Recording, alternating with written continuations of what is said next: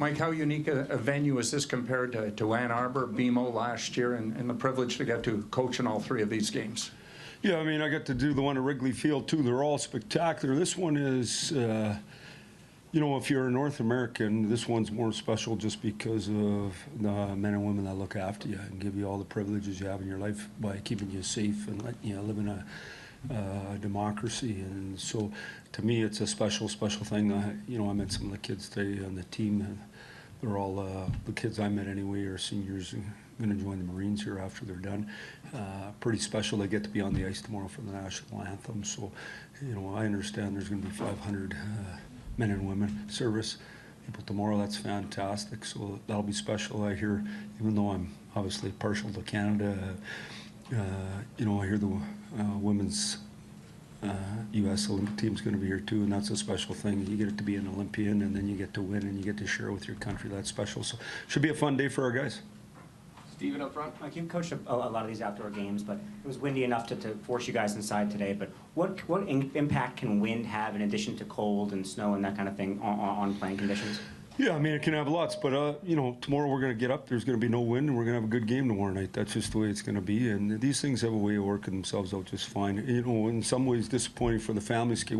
Family skate outdoors is one of the most special things you can have, and, you know, we're having dinner right now with all the players' families and friends and all that. It's spectacular. You get to meet them and get to know who they are and understand why their kids are the way their kids are. It's a fantastic opportunity to share your career and what you do with your folks, no different than a father's trip would be.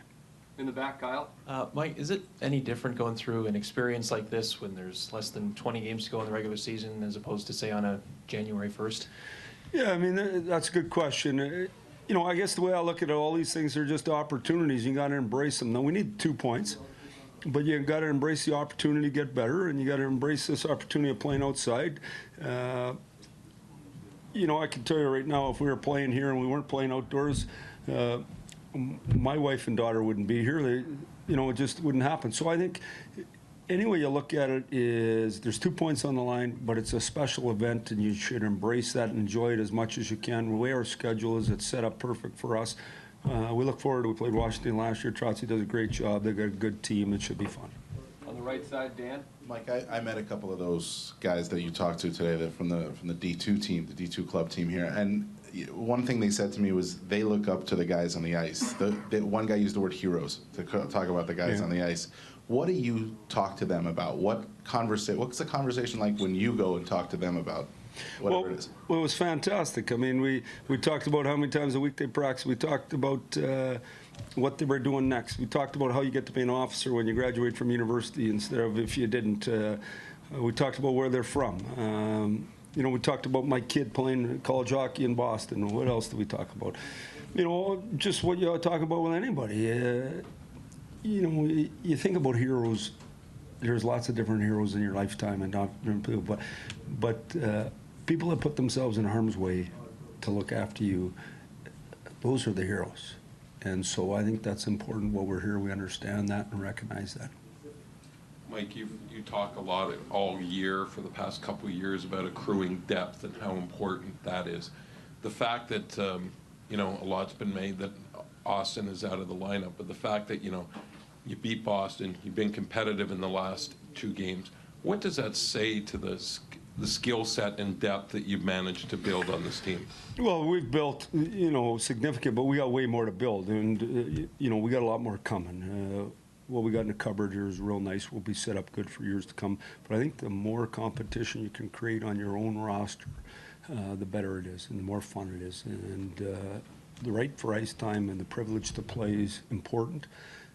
I think it's important that you have good players battling for that, and we've been able to create that, and we want to create more of it. Now, we're not trying to say we don't miss Austin. I mean, he's an elite player, and we're a better team with him, without any question. In saying that, you know, when you put your sweater on at night, who's ever dressed, in my opinion, we have enough to win. We got to find a way to do it. Left side, Frank. Mike, you talked about this game as an opportunity to get better, but what kind of growth have you seen in this team since facing the Caps last year in the playoffs? Well, I mean, significant. You know, the first thing that happens when you're not a very good team, no one takes you very seriously. So you play a lot of those wishy-washy games. You don't know you're in them at the time, but then when you play this year and you're a good team and every night you're getting a real game, you know how much harder it is to get points. But that's how you build your team so that when you come to playoff, you're battle tested already. So I just think we're significantly better because our young guys are better. They're harder. They've been through it more. They've seen what it's like. They've been eliminated from the playoffs.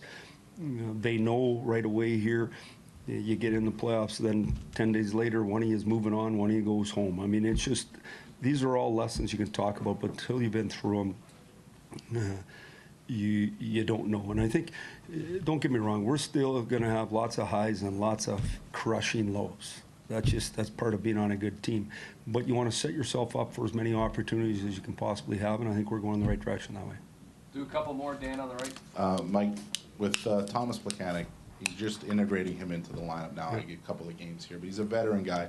What do you envision getting out of him as this season progresses and getting into the playoffs? What can you get out of him? Well, I can get a can't-miss matchup. And what I mean by that is when Matty's back, if you had Leo, Blecky, and Cappy, it doesn't matter who they play against. We miss our matchup, they can go next and have them. And I think that's important. Everything is real strong face-off guy on his backhand side for the penalty kill.